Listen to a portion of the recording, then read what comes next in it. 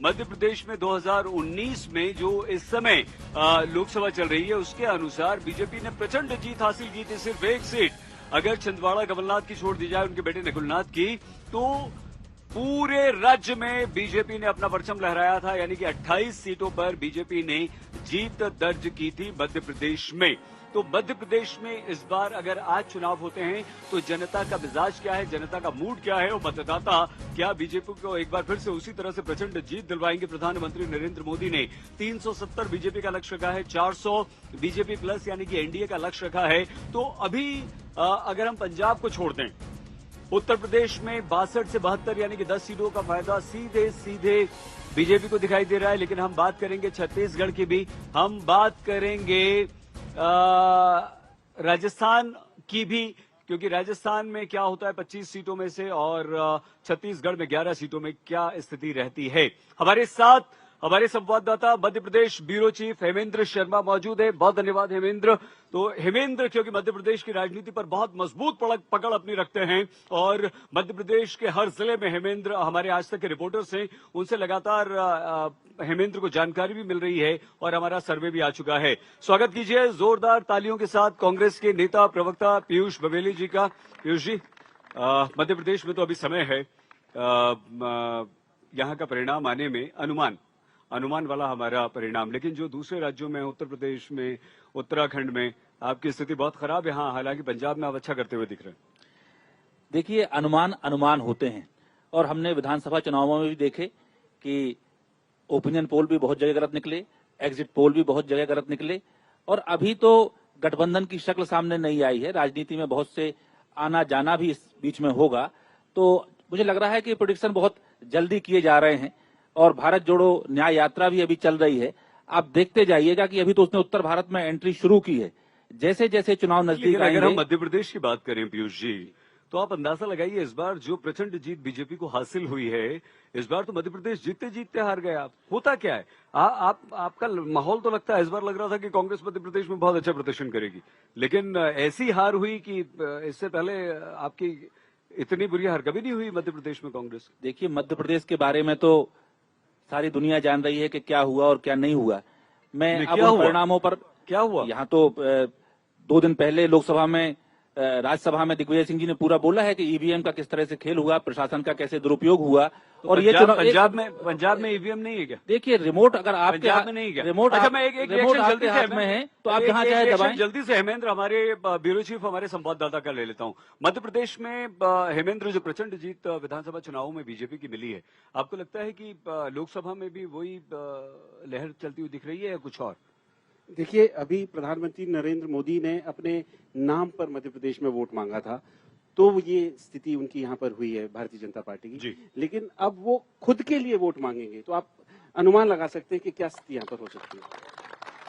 मतलब आप ये कह रहे हैं कि विधानसभा से ज्यादा अच्छी स्थिति में इस बार होंगे। ठीक है पीयूष, हम आपसे बात करेंगे और अब हम 2024 का वोट शेयर आपको बताएं हमारे आज तक के सर्वे के अनुसार। लेकिन हम आपको बता दें कि विश्वास सारंग मध्य प्रदेश सरकार के मंत्री भी कुछ ही समय में हमारे साथ होंगे, वो भी मेहमान बीजेपी का पक्ष रखेंगे।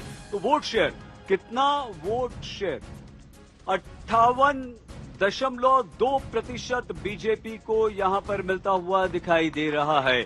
यानी कि बीजेपी वोट प्रतिशत के मामले में मध्य प्रदेश में बहुत आगे, और ये बहुत बड़ी जीत का इशारा वोट प्रतिशत करता है। अगर मान लीजिए कि 58.2% वोट बीजेपी को प्राप्त हो रहे हैं, तो अगर इनको हम सीटों में कन्वर्ट करें, कुछ ही देरों में हम सीट भी आपको बता देंगे। हेमेंद्र, तो आपकी बात सच होती हुई दिख रही है? देखिए, कांग्रेस पार्टी को मध्य प्रदेश में एक फिक्स परसेंटेज ऑफ वोट मिलता रहा है और वो मिलता भी रहेगा। लेकिन इस बार चूंकि राम मंदिर का भी एक इम्पैक्ट है और बहुत ज्यादा परसेंटेज ऑफ वोट्स जो है शिफ्ट होते हुए दिख रहे हैं, तो ऐसा जरूर ऐसा लग रहा है और लोगों से भी बात करके ऐसा मध्य प्रदेश के बारे में तो जरूर कहा जा सकता है कि भारतीय जनता पार्टी के लिए यहाँ बहुत अच्छी खबर आने वाली है। कोई निराशा वाली खबर नहीं है। हो सकता है कांग्रेस पार्टी के लिए कुछ पॉकेट्स में इंप्रूवमेंट हो, क्योंकि कांग्रेस पार्टी भी बहुत लंबे समय से मध्य प्रदेश में सत्ता से बाहर है और ऐसा नहीं है कि स्ट्रगल नहीं कर रही है, स्ट्रगल कर रही है, लेकिन पर्याप्त जो रिजल्ट्स हैं वो उनको नहीं मिल पा रहे हैं। 38.2% वोट शेयर, जो वोट इस बार आज अगर चुनाव होते हैं लोकसभा के मध्य प्रदेश में, तो कांग्रेस को मिल रहे हैं। पीयूष जी, सहमत हैं आप या आपको लगता है कि ये कम है? विधानसभा में हमने 40% से अधिक वोट पाया है इस नेगेटिव परिणाम के बाद, और उसमें करीब 10 लोकसभा सीट ऐसी हैं, अगर हम विधानसभा के चुनाव के नतीजों को कन्वर्ट करें तो उस पर कांग्रेस पार्टी जीत की स्थिति में है। और अब हमारी पार्टी ने युवा नेतृत्व उतारा है, जीतू पटवारी जी अध्यक्ष हैं। जिस तरह से हम ताकत लगा रहे हैं, हमें पूरा भरोसा है कि कम से कम 15 लोकसभा सीटें कांग्रेस पार्टी मध्य प्रदेश में जीतेगी। यहाँ पर राजनीतिक दलों के लोग भी यहाँ पर मौजूद हैं। मेरा निवेदन ये है कि अगर आप किसी राजनीतिक दल से जुड़े हुए हैं तो ना पूछें, क्योंकि आपके नेता हैं विश्वास सारंग जी भी अभी यहाँ आने वाले हैं। मेरा निवेदन आपने सुन लिया, एक आम जनता के नाते। मेरी आपत्ति इस बात पे है कि कांग्रेस के प्रवक्ता कहते हैं न्यायालय अपनी बात नहीं बोल पा रहा। ये कहाँ भूल जाते हैं, जो चंडीगढ़ के महापौर को चुना हुआ न्यायालय ने उस पर आपत्ति ली। क्यों भूल जाते हैं जब ईडी ने केजरीवाल को नोटिस दिया, न्यायालय ने संज्ञान लिया, केजरीवाल को कोर्ट ने बुलाया। हल्का हल्का सर, और कोई हाथ खड़ा कीजिए पीछे बच्चों में से, आप जल्दी से। ये बोल रहे हैं कि मैं चुने हुए मुख्यमंत्रियों के लिए अरेस्ट किया जा रहा है। अगर भ्रष्टाचार करोगे, देश को लूटोगे, बर्बाद करोगे, तो चाहे मुख्यमंत्री हो चाहे प्रधानमंत्री हो, सब अंदर जाएंगे लाइन से। मेरा पीयूष जी से एक छोटा सा सवाल, जीतू पटवारी जी को अध्यक्ष बना दिया, वो अपनी खुद की विधानसभा नहीं जीत पाए। Very good. जब यहाँ बात हो रही है तो हमेशा सीटों पर ही अटक जाती है। क्यों बात इस मध्य प्रदेश में जनता को शिक्षा, स्वास्थ्य, बिजली, पानी और रोजगार की बात नहीं होती है, हमेशा सीटों की बात होती है कि भाजपा कितना पाएगी, कांग्रेस कितना पाएगी। तो सवाल ये है कि भी पिछले दिनों बलात्कार के 2 मामले हुए, उस पे भाजपा का अभी तक कोई स्टैंड नहीं है। तो सरकारों से सवाल तो होना चाहिए। ठीक है, विश्वास जी आ रहे हैं अभी, तुरंत आपसे भी पूछेंगे। मेरा सवाल भाई साहब से है कि पीयूष जी, पीयूष जी कांग्रेस कहती है हम जातिगत जनगणना कराएंगे। अगर जातिगत जनगणना कराते हैं तो राहुल गांधी किस जात से आते हैं? ओबीसी से आते हैं, सामान्य से आते हैं, एसटी एससी से आते हैं, किस धर्म किस जात से आते हैं? इसको कांग्रेस को एक बार भरे मंच पे बोलना। हम आपसे ये पूछना चाहते हैं कि क्या ये आवश्यक है कि हम जातियों में बटें, या हम भारतीय होने के नाते एक भारतीय रहें और फिर वोट दें? हमने आज तक के न्यूज चैनल पर ही देखा है कि कांग्रेस का ये मुद्दा है। नहीं, मैं आपसे निजी राय पूछ रहा हूँ। मैंने आपसे पहले ही कहा था कांग्रेस और बीजेपी की बात मत कीजिए। मध्य प्रदेश के नागरिक होने के नाते बच्चों से हम पूछ लेते हैं। देखिए, क्योंकि बहुत सारे बच्चे हैं। बच्चों, जल्दी आप हमें बताओ यहाँ पर कि क्या हमें जातियों में बंटना चाहिए? खड़े हो जाओ जल्दी से। जातियों में बंटना चाहिए, इधर देखो बच्चे, या हमें एक भारतीय के नाते वोट देना चाहिए? सर, पहली बात तो भारतीय के नाते वोट देना चाहिए, और दूसरी चीज की जाति, किस जाति से हम बिलोंग करते हैं। हम सनातन हैं और हम हिंदू हैं, तो हम क्यों ना उस तरीके से वोट दें। ठीक है, और कोई? मुझे लगता है कि हम एक भारतीय हैं और भारतीय होने के जो हमारे जो अधिकार है उस पे हम बात करें। अगर कोई राजनेता है तो वो हमारे लिए जो जरूरतें हैं उसकी बात करें, ना कि पॉलिटिक्स। यहाँ कांग्रेस और बीजेपी में ही हम बट के रह जाते हैं हमेशा। और कोई बच्चा? आओ बच्चे, जल्दी से जल्दी। सर, मेरा जन्म जब से हुआ है तब से मैंने भाजपा की सरकार देखी मध्य प्रदेश में। तो ऐसी क्या गलतियां हो रही है, कांग्रेस की सरकार से अपनी सरकार नहीं बना पा रही है? इस बार भी हमने एमएलए विधानसभा में देखा कि माहौल इन्होंने पूरा बनाया और सरकार कोई और बना गया। पीयूष जी, ये तो गंभीर बात है, और ये बच्चे की बात में बहुत दम भी है। देखिए, आप बोल रहे हैं ईवीएम हैक होती है, तो जाके इलेक्शन कमीशन में हैक करिए और पूरे देश के हीरो बनिए। इलेक्शन कमीशन ने 2017 में ओपनली चैलेंज करा है। पीयूष जी, बहुत सारे प्रश्न हैं आपके साथ। मैं आ रहा हूँ, 1 मिनट और आ रहा हूँ अभी। जी, उत्तर दीजिए। जो सवाल अभी भाई ने ईवीएम वाला किया, तो अभी यही एक 10-15 दिन पहले दिग्विजय सिंह जी ने अपने आवास पर ही पूरा उसका डेमो दिखाया था, और पत्रकार लोग सब आए थे, आपके आज तक के पत्रकार भी आए थे, और उन्हें खुद दबा के दिखाया था उसमें कि ना सिर्फ ईवीएम में मशीन के जो काउंट आता है उसमें, बल्कि जो पर्ची निकल रही है वीवीपैट की, वो भी कैसे बदल जाती है। यहाँ सब लोगों ने देखा। एक बात। दूसरी बात जो इन्होंने कही कि वहां आपने इलेक्शन कमीशन ने कहा था, इलेक्शन कमीशन से 6 महीने से ऊपर हो गए हैं। माननीय हमारे जयराम रमेश जी ने वहां 10 बार एप्लीकेशन दे चुके हैं। पूरे विपक्ष ने एप्लीकेशन दी है कि साहब हमें मिलने का समय दे दीजिए। चुनाव आयोग तो मिलने का समय देने की बात नहीं कर रहा है। चुनाव का बहिष्कार क्यों नहीं करते आप बोल दीजिए, जब ईवीएम से ही हो रहा है, आपको मिलना ही नहीं है, तो क्यों चुनाव लड़ रहे हैं आप? एक प्रश्न और ले लीजिए। मेरा सवाल पीयूष जी से है, जब 18 महीने की कांग्रेस की सरकार थी, राहुल गांधी जी भोपाल आए, उन्होंने बोला कि 4000 रुपए युवाओं को हर महीने देंगे भत्ता, लेकिन कमलनाथ जी ने 1 रुपए भी भत्ता नहीं दिया किसी युवा को। देखिए, आप भारतीय जनता पार्टी कार्यकर्ता हैं, मैं इस बात का सम्मान करता हूं, लेकिन हमने 27 लाख किसानों का कर्ज माफ किया था, और आपकी सरकार ने विधानसभा में स्वीकार किया था कि 27 लाख किसानों का कर्जा माफ किया है। उसके बावजूद शिवराज सिंह चौहान, कमल पटेल जो कृषि मंत्री थे, जी, आप सभी से निवेदन ये है कि उन्हें उत्तर पूरा देने दीजिए, और आपके मंत्री जी भी अभी आ रहे हैं, आपके प्रवक्ता भी आ रहे हैं, तो ऐसा मत कीजिए, बात सुनिए, वरना किसी की बात पूरी कीजिए। तो कमलनाथ सरकार ने 27 लाख किसानों का कर्ज माफ किया था। इसे विधानसभा में खुद भारतीय जनता पार्टी की सरकार ने स्वीकार किया था। दूसरी बात मैं ये कहता हूं कि आज कमलनाथ जी मुख्यमंत्री नहीं है, आज कांग्रेस की सरकार नहीं है। आप चलिए भाजपा के कार्यकर्ता हैं या न्यूट्रल हैं, जो भी हो, कोई दिक्कत की बात नहीं है, लेकिन क्या आपका एक नागरिक के नाते जो घोषणा वचन पत्र में भारतीय जनता पार्टी ने की, आज कांग्रेस तो नहीं है, होती तो हम करते उसको पूरा, लेकिन हमारी घोषणा छोड़िए, भाजपा ने जो घोषणा की है उन्हें पालन करना चाहिए कि नहीं करना चाहिए, मैं जनता से पूछना चाहता हूं। अगर मैनिफेस्टो में कहा है तो करना चाहिए पालन कि नहीं। तो आज जब शुरू हो रही है गेहूं की खरीदी तो 2700 रुपए क्विंटल अगर मोदी जी गारंटी दे गए थे, अगर भाजपा ने गारंटी दी थी तो किसान से 2700 में खरीदा जाना चाहिए, नहीं खरीदा जाना चाहिए। आप बताइए न्याय की बात क्या है।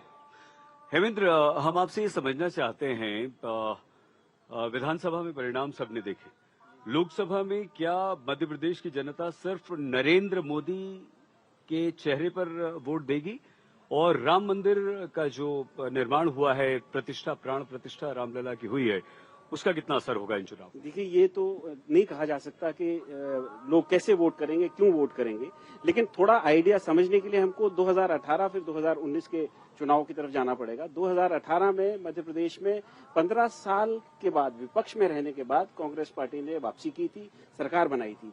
उसके कुछ महीने बाद 2019 में फिर चुनाव हुए, 29 में से 28 सीटें कांग्रेस पार्टी हार गई थी। अब यहाँ पर 2023 में कांग्रेस पार्टी बुरी तरह से चुनाव हारी है, 24 में फिर चुनाव हो रहे हैं, मोदी के नाम पर वोट मांगा गया था, अब मोदी अपने लिए वोट मांगेंगे। जनता क्या करेगी, या बस ये आइडिया लगाया जा सकता है, लेकिन जिस तरीके से हमारी चैनल का जो सर्वे आया, मूड ऑफ द नेशन जो बता रहा है, शायद वो सही दिशा में। जी, हमारे साथ मध्य प्रदेश के मुख्यमंत्री डॉक्टर मोहन यादव, पूर्व मुख्यमंत्री शिवराज सिंह चौहान जी और मध्य प्रदेश कांग्रेस के अध्यक्ष जीतू पटवारी भी जुड़ने वाले हैं। विश्वास सारंग, मध्य प्रदेश सरकार के मंत्री, वो भी कुछ ही समय में आने वाले। लेकिन एक बच्चे ने, पीयूष, बड़ा अच्छा प्रश्न किया था कि जब से मैं पैदा हुआ हूं बीजेपी की सरकार देख रहा हूं, अरे अगर इन 18-20 सालों में सब कुछ बुरा बुरा हो रहा है तो सिर्फ एक बार जीत कर आप, और वो भी आपके अपने लोग चले गए, फिर से मिल गए, फिर से बीजेपी की सरकार बनवा दी, क्यों आप जनता में ये संदेश नहीं दे पा रहे हैं कि ये मुद्दे हैं, ये परेशानियां हैं? क्यों? हमें थोड़ा सा गहराई से देखने की जरूरत है। अभी आपने कहा कि हम विधानसभा चुनाव में हारे हैं तो लोकसभा में ऐसा आ जाएगा।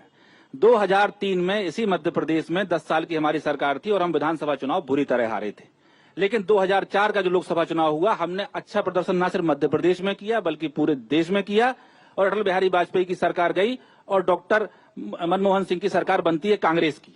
2009 के जो 8वें विधानसभा चुनाव हुआ मध्य प्रदेश में, उसमें हम फिर हारे, लेकिन उसके बाद हमने अपनी सीटों की टैली एकदम से मध्य प्रदेश में भी बढ़ाई और देश में भी बढ़ाई और 2009 का लोकसभा चुनाव हम जीते।